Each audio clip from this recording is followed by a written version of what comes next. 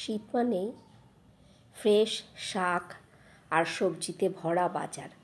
তো এই শাক দিয়ে আমরা অনেক কিছুই, শাক তো প্লেন হিসেবে খাই, এছাড়াও আমরা বিভিন্ন রকম পরোটা কিন্তু খেয়ে থাকি বিভিন্ন শাক দিয়ে। সেরকমই একটি শাক হচ্ছে মেথি শাক, ওটা দিয়ে আমি পরোটা তৈরি করেছি। আমি আমার মতন করে তৈরি করলাম, তার সাথে ভালো লাগে কিছু একটা তরকারি, পেঁয়াজ আর একটু আচার, দারুণ লাগে শীতে। তো চলুন দেখে নিই কীভাবে মেথি পরোটাটা তৈরি করলাম। কিভাবে করলে মেথির তেতো ভাবটা একেবারেই পরোটাতে উঠবে না, চলুন দেখে নিই। কিছু মেথি শাক নিয়ে নিয়েছি, সেগুলোকে ভালো করে ধুয়ে নিয়ে কুচি কুচি পাতাগুলোকে কেটে নিলাম। এবার এগুলোকে কুচিয়ে নিচ্ছি।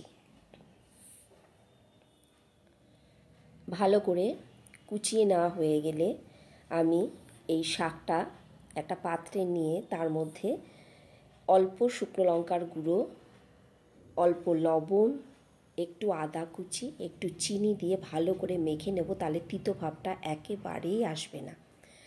কিছুটা ময়দা নিয়ে নিয়েছি, তার মধ্যে অল্প লবণ আর রিফাইন্ড অয়েল দিয়ে দিলাম, সাদা জিরে আর জোয়ান দিয়ে দিলাম। পরোটাটা টেস্ট হবে এভাবে মাখলে। এবার পাতাগুলো দিয়ে দিচ্ছি, আমি ভালো করে মেখে রেখেছিলাম।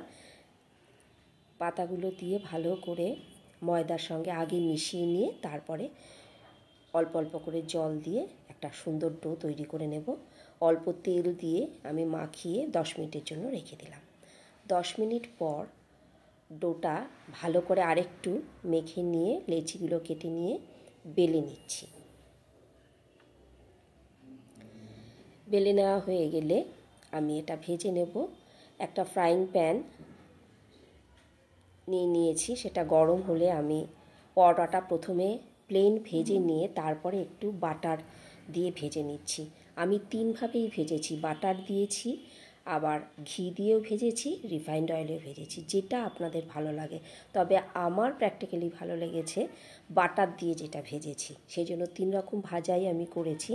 যেটা আপনাদের পছন্দ সেরকমভাবেই আপনারা কিন্তু ভাজবেন। এটা হয়ে গেল সব পরোটাগুলো আমার ভেজে নেওয়া। এবার এটাকে আমি সার্ভ করে দেব। বিট গাজরের একটা তরকারি, এটার সাথে খুব ভালো লাগে আমি দেখেছি এই পরোটাটা, আর একটু আচার আর পেঁয়াজের সঙ্গে। ভালো লাগলে করবেন, করে